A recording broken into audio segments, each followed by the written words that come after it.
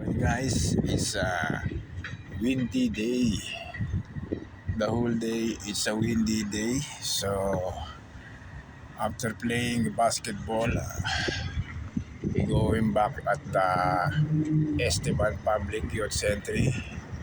So it's sometimes cloudy, sometimes sunny. So this is the weather for today at Canada, Saskatchewan. It's totally windy the whole day. Okay, so it's nice, cold and hot mix. So for today, it's cloudy, sunny, and windy. Okay, so as you can see, the weather in the clouds with sun. So for now, we're going to update the amazing news about the windy and cloudy day.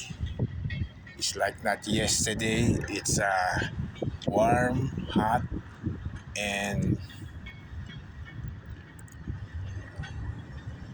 it's like feels summer. Okay, so for today, that's it for now. Just click the button and notification bell for subscribe for my blog in YouTube channel to update upcoming uploaded videos. Okay, see you guys.